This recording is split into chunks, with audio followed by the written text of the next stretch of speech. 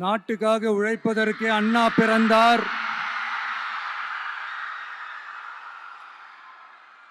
பொது நலத்தில் தானே நாள் முழுக்க கண்ணா இருந்தார்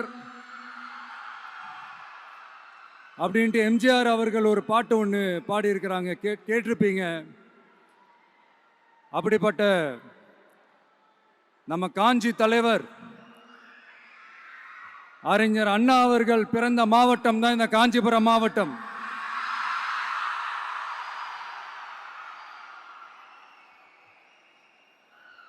தன்னுடைய வழிகாட்டின்றதுனாலேயே தான் ஆரம்பிச்ச கட்சியினுடைய கொடியில அறிஞர் அண்ணா அவர்களை வச்சவர் எம்ஜிஆர். ஆனா அறிஞர் அண்ணா அவர்கள் ஆரம்பிச்ச அந்த கட்சியை அதுக்கப்புறம் கைப்பற்றினவங்க என்னெல்லாம் பண்றாங்கன்னு நான் சொல்லிதான் உங்களுக்கு தெரியணுமா என்ன? மக்களே, உங்களுக்கு தான் அது நல்லா தெரியுமே.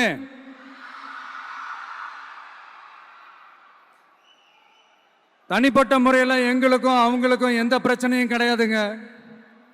எந்த வாய்க்கா வரப்பு தகராறுலாம் எதுவுமே கிடையாதுங்க. அப்படியே இருந்தாலும் அது நம்ம கண்டுக்கவே போறது இல்லைங்க. தனிப்பட்ட முறையில் அவங்களுக்கு வேணா நம்ம மேல வன்மத்தோட இருக்கலாங்க. ஆனா நாமெல்லாம் அப்படி கிடையவே கிடையாதுங்க. ஆனா உங்களை என்ன நம்ம எல்லாரையும் பொய் சொல்லி நம்ப வச்சு ஓட்டு போட வச்சு ஏமாத்தினாங்கல்ல,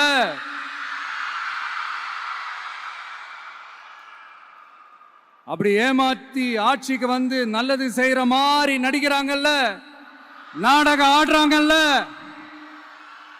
அவங்கள எப்படி நம்ம கேள்வி கேட்காம இருக்க முடியும்? அதனால அவங்கள நம்ம கேள்வி கேட்காம விட போறதே இல்லை.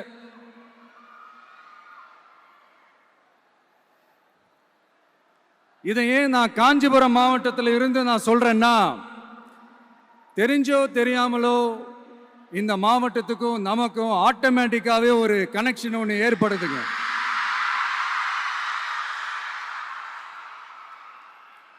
ஏன்னா நம்மளுடைய முதல் கள பயணத்தை தொடங்கினதே பரந்தூர்ல இருந்து தான். பரந்தூருக்கு போய் அந்த மண்ணில் நின்று அந்த மக்களுக்காக கேள்வி கேட்டதும் இதே அண்ணா அவர்கள் பிறந்த காஞ்சிபுரம் மாவட்டம் தான். இன்னைக்கு ஒரு பெரிய மனவேதனைக்கு அப்புறம் இந்த மக்கள் சந்திப்பு நிகழ்ச்சிக்கு வந்திருக்கிறதும் அதே அண்ணா அவர்கள் பிறந்த காஞ்சிபுரம் மாவட்டம் தான்.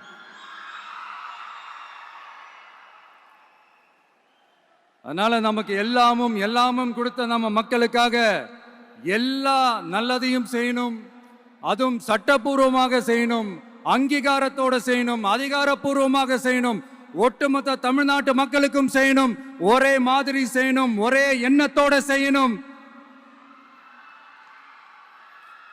அந்த ஒரே லட்சியத்தோட தான் நாம் அரசியலுக்கே வந்திருக்கிறோம். அதனாலதான் மக்களிடம் செல் அப்படின்னு சொன்ன அண்ணாவை கையில் எடுத்தோம். அவங்க சொன்ன மாதிரி மக்களை நோக்கி போறோம்.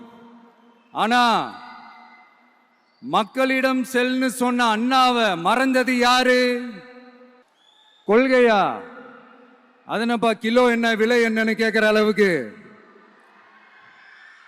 அப்படி ஒரு கட்சியை ஒன்று நடத்திக்கிட்டு அந்த கட்சியினுடைய தலைவர் தமிழ்நாட்டு முதல்வர் சொல்றாரு, நமக்கு கொள்கை இல்லையா? எப்படி? நமக்கு கொள்கை இல்லையா? பிறப்புக்கும் எல்லா உயிருக்கும்னு ஒரு அடிப்படை கோட்பாட்டை நம்ம கட்சியினுடைய ஒரு முக்கிய கோட்பாட்டை அறிவிச்ச நமக்கு கொள்கை இல்லையா? எல்லாருக்கும் எல்லாமும் கிடைக்கணும், சமூக நீதி கிடைக்கணும், அந்த சமூக நீதி உண்மையான சமூக நீதியா இருக்கணும், சாதி வாரி கணக்கெடுப்பு நடத்தணும்னு ரொம்ப ஸ்ட்ராங்கா சொன்ன நமக்கு கொள்கை இல்லையா? CAA அறிவிச்சதுக்கு அப்புறம் அப்ப நம்ம கட்சி ஆரம்பிக்கிறதுக்கு முன்னாடியே எதிர்த்த நமக்கு கொள்கை இல்லையா? வகுப்பு சட்டத்தை எதிர்த்து உச்ச நீதிமன்றத்துக்கு முதல்ல போன நமக்கு கொள்கை இல்லையா? நீட்டை வந்தா ஒழிச்சிருவேன், நீட்டை வந்தா அழிச்சிருவேன், ஆட்சிக்கு வந்தவனே ரத்து செய்யறதே நீட்டை தான், அப்படி இப்படின்னு கதையெல்லாம் விடாம கல்விய மாநில பட்டியல சேர்க்கணும்னு சொன்னதோட மட்டும் இல்லாம அதுக்கு ஒரு இடைக்கால தீர்வை சொன்ன நமக்கு கொள்கை இல்லையா? சமத்துவம் சம வாய்ப்புன்னு ரொம்ப ஸ்ட்ராங்கா சொன்ன நமக்கு கொள்கை இல்லையா? இப்படி கொள்கையை வெறும் பேச்சில மட்டுமே பேசிக்கிட்டு எல்லா கொள்கையும் அண்டர் கிரவுண்ட்ல அடக்கி வச்சுக்கிட்டு என்னவோ இவங்களுக்கு மட்டும்தான் எல்லா கொள்கையும் குத்தகைக்கு எடுத்த மாதிரி. இவங்க கொள்கையே கொள்ளை தானே. எப்படி? இவங்க கொள்கையே கொள்ளை தானே. இதெல்லாம் மக்களுக்கு யாருக்கும் தெரியாதுன்னு நினைச்சிட்டு இருக்கீங்களா?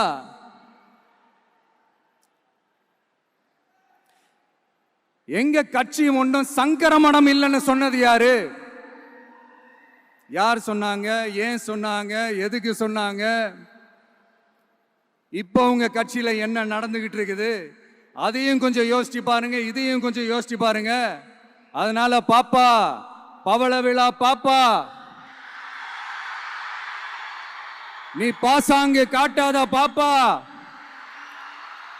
நீ நல்லவர்கள் போல் நடிப்பதை பார்த்து நாடே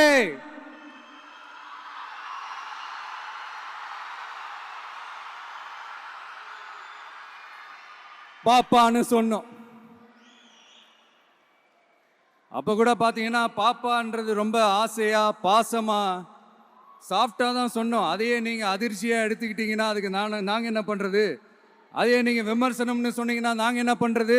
இன்னும் நாங்க விமர்சனம் செய்ய ஸ்டார்ட் பண்ணவே இல்லையே, இன்னும் நாங்க அடிக்க ஸ்டார்ட் பண்ணவே இல்லையே, அதுக்குள்ள அலர்னா எப்படி?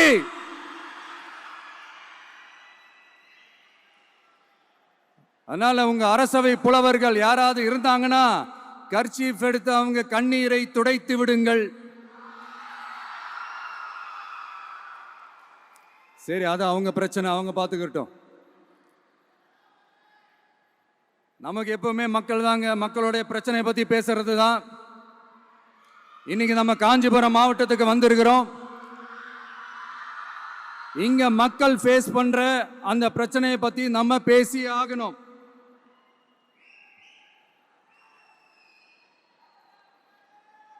இந்த காஞ்சி மண்ணை வாழ வைக்கிற ஜீவ நதி பாலாறு,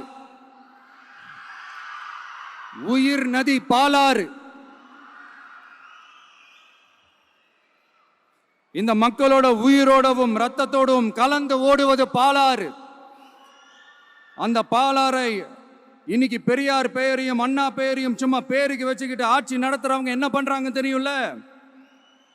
சுரண்டிட்டாங்க, கொள்ளையடிச்சிட்டாங்க, நாசம் பண்ணிட்டாங்க, மோசம் பண்ணிட்டாங்கன்னு இன்னும் என்ன வேணாலும் சொல்லலாம். ஆக மொத்தம் அழிச்சிட்டாங்க. இதை நான் ஏதோ போற போக்கில் ஏதோ அடிச்சு விடலங்க, ஆதாரத்தோட தான் சொல்றேன். அனுமதிக்கப்பட்ட அந்த லெவலை தாண்டி 22,70,000 யூனிட் மணலை கொள்ளையடிச்சிருக்கிறாங்க. ஆக மொத்தம் இதுல அவங்க அடிச்ச கொள்ளை எவ்வளவு தெரியுமா? ரொம்பலாம் இல்ல, கம்மி தான். 4,730 கோடி. கம்மி தான் இல்ல?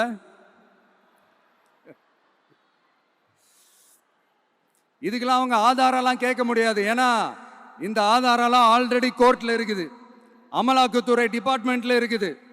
அந்த டிபார்ட்மெண்ட்ல வேலை செஞ்ச சில நல்லவர்கள் அவங்க அடிச்ச அந்த கொள்ளையெல்லாம் தாங்க முடியாம வெளியில சொன்ன அந்த ஆதாரங்கள் இதெல்லாம் சம்பந்தப்பட்டவங்களுக்கு இன்னும் நல்லாவே தெரியும். அதனால இது சம்பந்தமா ஆதாரங்களை கொடுலாம் அவங்க கேட்க முடியாது.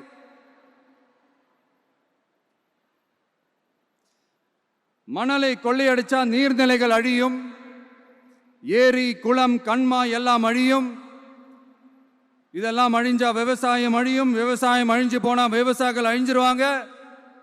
ஆக மொத்தம் நாம எல்லாரும் மொத்தமா அழிஞ்சு போக வேண்டியதுதான். இப்படி மேலிருந்து கீழே வரைக்கும் ஒரு கட்சியை சிண்டிகேட் போட்டு கொள்ளையடிக்கிறத கேள்விப்பட்டிருக்கிறீங்களா மக்களே? இதே காஞ்சிபுரத்தோட உலக பெருமை நம்ம பட்டும் கைத்தறி துணியும் அதை தயாரிச்சு கொடுக்கிற கைத்தறி நெசவாளர்களும் தான். காஞ்சிபுரம் பட்டுன்னு சொன்னா உலகத்துக்கே தெரியும். ஆனா அதை தயாரிச்சு கொடுக்கிற நெசவாளர்கள் நிலை என்ன தெரியுமா? வறுமை, துன்பம், கந்துவட்டி கொடுமை. பட்டு கைத்தறிக்கு கூட்டுறவு சங்கங்கள் இருக்கு, பருத்தி கைத்தறிக்கும் கூட்டுறவு சங்கங்கள் இருக்கு. சுமார் 40,000 பேர் அதில் உறுப்பினர்களா இருக்கிறாங்க. அது போக சாய தொழில், தறிப்பட்டறை தொழில் இதை நம்பி 40,000 குடும்பங்கள் இருக்கு. ஆனா அவங்களோட ஒரு நாள் கூலி எவ்வளவு தெரியுமா? வெறும் 500 ரூபா தான். அதை கொஞ்சம் அதிகப்படுத்தி கொடுங்கன்னு போராடி போராடி பார்த்து ஒன்றும் நடக்கல. இதோட அவங்க கஷ்டம் முடிஞ்சுதா? வடகிழக்கு பருவமழை அந்த 500 ரூபா கூலிக்கு வேட்டு வச்சிடுச்சு. எப்படி விவசாயிகள் டெல்டா மாவட்டங்களில் மழையால பாதிக்கப்பட்டாங்களோ, அவங்கள கண்டுக்காம எப்படி இந்த அரசாங்கம் கைவிட்டுடுச்சோ, அதே மாதிரிதான் நம்ம கைத்தறி நெசவாளர்களும் மழையால பாதிக்கப்பட்டிருக்கிறாங்க. அடுத்து இந்த காஞ்சிபுரம் மாவட்டத்தோட பஸ் ஸ்டாண்டு 60 வருஷத்துக்கு முன்னாடி கட்டினதான். அண்ணா அவர்கள் ஆட்சிக்கு வந்தப்போ கட்டியிருப்பாங்க போல. அது இன்னும் புதுப்பிக்க கூட முடியாம கேட்டா என்ன சொல்லுவாங்க? அந்த லேண்டு வந்து கேஸ்ல இருக்குது. இல்ல, நான் கேட்கிறேன், ஒரு கவர்மெண்ட்னால வேற ஒரு நல்ல இடத்தை தேர்வு செஞ்சு ஒரு பஸ் ஸ்டாண்ட் கட்டி தர முடியாதா? பிரச்சனை என்ன தெரியுமாங்க? அவங்களுக்கு மக்களை பத்தி யோசிக்கிறதுக்கே நேரம் இல்லை. அதுதான் பிரச்சனை. அடுத்து பாலாஜாபாத் பக்கத்துல அவலூர் ஏரி இருக்கு. அது பாலாற்றை விட உயரமா இருக்கு. அதனால என்ன ஆகுதுன்னா, ஆத்து தண்ணி ஏரிக்கு போக முடியாம போயிடுது. அதை சரி பண்ணி அந்த இடத்துல ஒரு தடுப்பணையை கட்டினா ஏரி நிறைய தண்ணி நிற்கும். அப்படி நின்னா அவலூர் மட்டும் இல்ல, ஆசூர் உட்பட இன்னும் எத்தனை கிராமங்கள், எத்தனை ஆயிரம் ஏக்கர் விவசாயம் நல்லா நடக்கும். இதுக்கு இன்னும் எத்தனை வருஷம் மக்கள் கோரிக்கை கொடுக்கணும், மக்கள் போராடணும். இந்த பிரச்சனையெல்லாம் இருக்கிற அதே காஞ்சிபுரம் மாவட்டத்தில் தான் பரந்தூர் ஏர்போர்ட் கட்டுற பிரச்சனையும் இருக்குது. அந்த பிரச்சனையில கண்டிப்பா நாங்க விவசாயிகள் பக்கம் தான் நிற்போம். அதுல எந்த மாற்று கருத்துமே கிடையாது. இந்த கவர்மெண்ட் பரந்தூர் விவகாரத்தில் எங்களுக்கோ இல்ல விவசாயிகளுக்கோ எந்த விதமான காரணங்கள் சொல்லி எஸ்கேப் ஆகவே முடியாது. இப்படி மக்களுக்காக மக்களோட பிரச்சனைகளை எடுத்து பேசுறதுனால இப்போ ஆட்சியில் இருக்கிறவங்களுக்கு நம்ம மேல ஒரு ஆத்திரம் வரத்தானே செய்யும். அதனால தான் நீங்க பாத்தீங்கன்னா சட்டசபையில் ஆரம்பிச்சு ஒரு சாதாரண நிகழ்ச்சி வரைக்கும் எல்லா மேடையிலையும் மேடைக்கு மேடை டிவிக்கே தான். டிவிக்கே அவதூறு, அவதூறு டிவிக்கு, டிவிக்கே அவதூறு, அவதூறு டிவிக்கு. இதுக்கெல்லாம் கண்டிப்பா நாங்க பதில் சொல்லுவோம், சொல்லாமலாம் இருக்க மாட்டோம். இப்ப கூட கரூரை பத்தி பேசுவேன்னு எதிர்பார்த்திருப்பாங்க.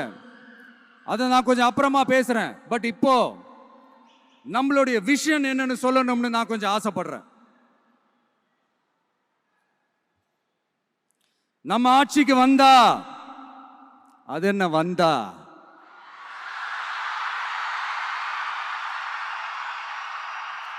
வருவோம். மக்கள் கண்டிப்பா நம்மளை வர வைப்பாங்க. மக்களுக்கான ஆட்சியை மக்களே விரும்பி வர வைக்கத்தானே செய்வாங்க. அப்படி மக்களால் அமைக்கப்பட போற நம்ம ஆட்சியில நம்ம என்ன செய்ய போறோம்ன்றது அதுக்கான அந்த தேர்தல் அறிக்கையில் அதுக்கான விளக்கத்தை டெஃபினட்டா கொடுப்போம். பட் அதுக்கு முன்னாடி ஒரு சின்னதா லைட்டா நான் கொஞ்சம் அதை சொல்லணும்னு ஆசைப்படுறேன்.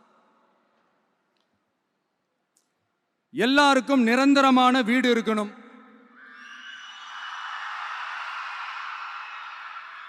ஒவ்வொரு வீட்டுக்கும் ஒரு மோட்டார் சைக்கிள் வாகனம் உறுதியா இருக்கணும். காரும் தான் லட்சியம். அதுக்கான வசதி வாய்ப்பை உருவாக்குற அளவுக்கு பொருளாதார வளர்ச்சிக்கு வழியை உண்டாக்கணும். ஒவ்வொரு வீட்டில் இருக்கிற ஒவ்வொருத்தரும் மினிமம் டிகிரி படிச்சிருக்கணும்.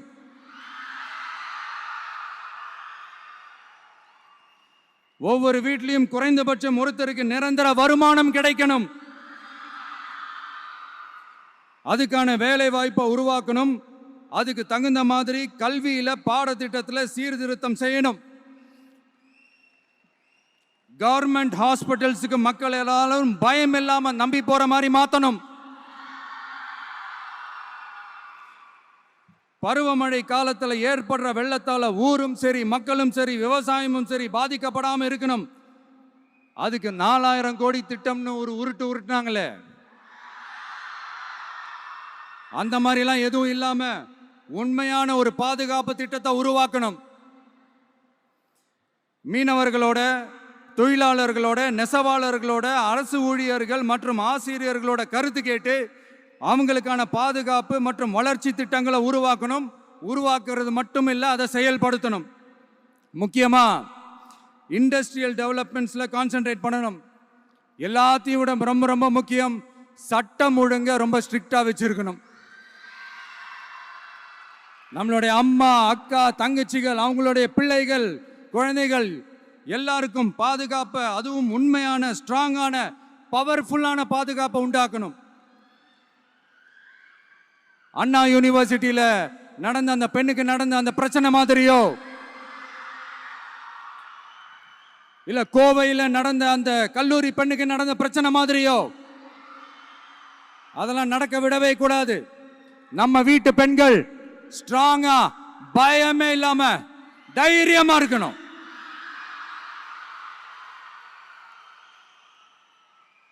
இதை எப்படி செயல்படுத்த போறோன்றது முன்னாடி சொன்ன மாதிரி நம்மளுடைய தேர்தல் அறிக்கையில் அதுக்கான விளக்கத்தை ரொம்ப டீட்டெயில்டாக கொடுப்போம். நான் சும்மா மற்றவங்க மாதிரி அவங்கள மாதிரி எல்லாத்தையும் அடிச்சு விட்டுட்டு ஏமாத்துற வேலையெல்லாம் இங்கே கிடையாது நம்ம கிட்ட. நான் மறுபடியும் சொல்றேன், நம்ம அரசியலுக்கு வந்தது உங்களுக்கு நல்லது நல்லது நல்லது மட்டுமே செய்யறது தான். எங்களுக்கு வேற எந்த அஜெண்டாவும் கிடையாது. அதனாலதான் பாத்தீங்கன்னா கொள்கை எதிரி யாரு, அரசியல் எதிரி யாருன்னு திட்டவட்டமா சொல்லிட்டு அது வெளியே சொல்லிட்டு களத்துக்கு வந்திருக்கிறோம். அதுல எந்த விதமான குழப்பமோ எந்த விதமான ஊசலாட்டமோ எதுவுமே இருக்க போறதில்ல. இந்த விஜய் சும்மா எதையும் சொல்ல மாட்டான். ஒன்னு சொன்னா அதை செய்யாம விட மாட்டான். அது மக்களுக்கு நல்லாவே தெரியும். அப்புறம் ஒரு அதிசயம் சொல்ல முடியாது, இது ஒரு கண்டுபிடிக்க முடியாத ஒரு உண்மைன்னு சொல்லலாம். அது என்னப்பா, அது தற்குறியா?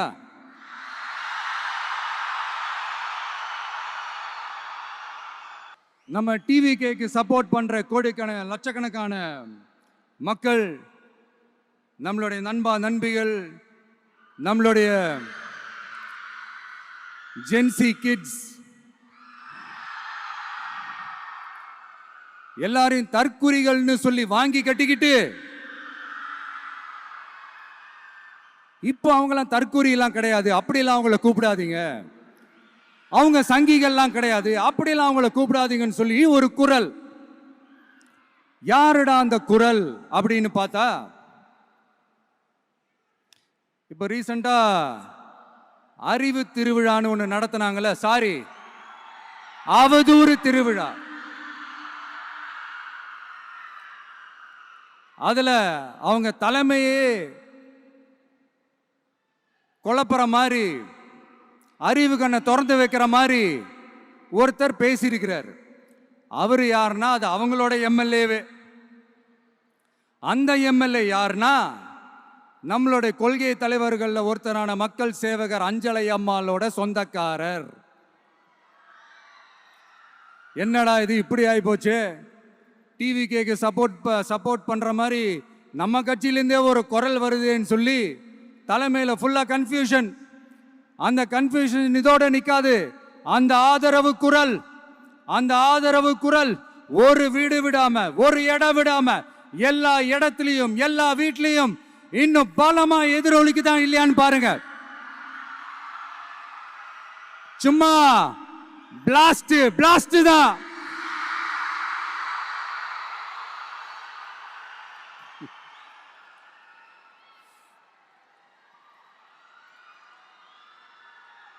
இது இன்னைக்கு நேத்துல நடக்கலங்க. 1972லயே நடந்து முடிஞ்சிருச்சு. எப்போ எம்ஜிஆர் அவர்கள் கட்சி ஆரம்பிச்சாங்களோ அப்பவே அது ஒரு கூத்தாடி கட்சி.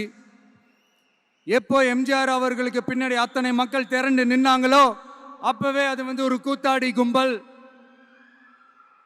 நடிகர் கட்சின்னு சொன்ன ஒருத்தர் அதுக்கப்புறம் எம்ஜிஆர் கூடயே போய் சேர்ந்துட்டாரு. இன்னொருத்தர் இவரெல்லாம் ஒரு ரவுண்டு தாங்க வருவாரு, ரெண்டாவது ரவுண்ட்லாம் காணாம போயிடுவாருன்னு சொல்ல இன்னொருத்தர் அதுக்கப்புறம் போய் எம்ஜிஆர் கிட்டே போய் சேர்ந்துட்டாரு. ஸோ இந்த மாதிரி இவங்க 2 பேர் மட்டும் இல்ல, ஒட்டுமொத்த தமிழ்நாட்டு மக்களும் எம்ஜிஆர் அவர்கள் கூட தானே போய் சேர்ந்தாங்க.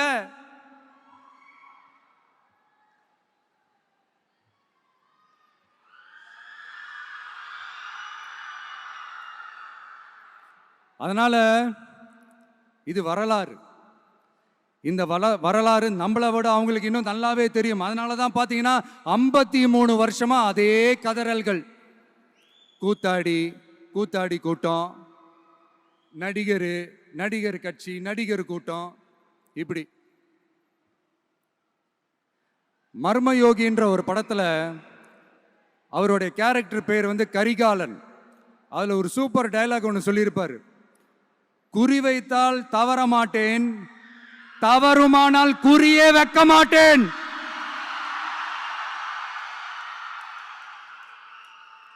இதெல்லாம் யாருக்கு சொல்றோம், எதுக்கு சொல்றோம்னு புரிய வேண்டியவங்களுக்கு புரிஞ்சா நல்லா இருக்கும்.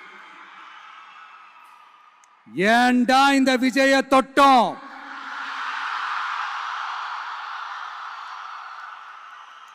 ஏண்டா விஜய் கூட இருக்கிற அந்த மக்களை தொட்டோம் நினைச்சு ஃபீல் பண்ண போறீங்க.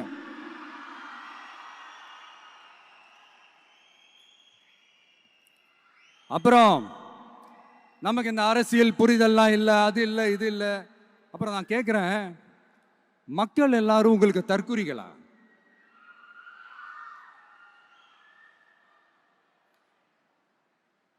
அதே மக்களோட ஓட்டு வாங்க போற நாம தற்குறிகள்னா அப்ப இவ்வளவு நாள் அதே மக்கள் கிட்ட இருந்தானே நீங்க ஓட்டு வாங்கிட்டு இருந்தீங்க. அப்ப நீங்க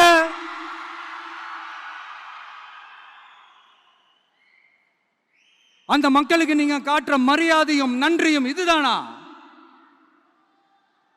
ஒண்ணு மட்டும் சொல்றேன், எழுதி வச்சுக்கோங்க. இந்த தற்குறின்னு சொல்றீங்கல்ல, இந்த தற்குறிகள்லாம் ஒன்னா சேர்ந்துதான் வாழ்நாள் பூரா விடையை கண்டுபிடிக்காத முடியாத அளவுக்கு உங்க அரசியலே ஒரு கேள்விக்குறியாக்க போறாங்க.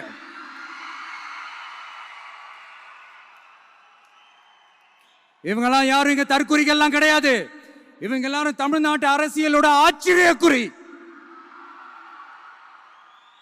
இவங்க எல்லாரும் தமிழ்நாட்டு அரசியலோட அந்த மாற்றத்திற்கான அறிகுறி. சும்மா லாஜிக்கே இல்லாம தற்குறி.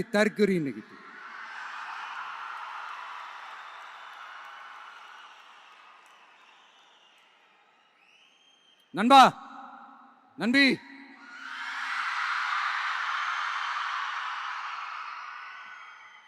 எல்லா மேடையிலும் ரிப்பீட்டடா ஒரு விஷயம் நான் சொல்லுவேன்ல, இப்ப நீங்க சொல்லுங்க. ஒண்ணு, இன்னொன்னு, ரிப்பீட். ஒண்ணு, இன்னொன்னு. இந்த போட்டி எப்படி இருக்க போகுதுன்னா, மக்களோட மக்களா நிக்கிற நமக்காக மக்களே டிசைட் பண்ணி போறாங்க.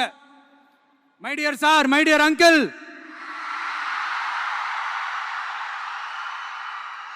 ஆல்ரெடி டிசைட் பண்ணியாச்சு. கான்பிடென்டா இருக்க மக்களே, நல்லதே நடக்கும், வெற்றி நிச்சயம். மீண்டும் சந்திக்கும் வரை நன்றி, வணக்கம். வெளியில போக பர்மிஷன் கிடைச்சவொன்னே கூடிய சீக்கிரம் வெளியில வருவோம். அதனாலதான் இப்படி ஒரு ஏற்பாடு. எல்லாரும் இருந்து சாப்பிட்டு போகணும். சொல்ல மறந்துட்டேன், என் நெஞ்சில் குடியிருக்கும்.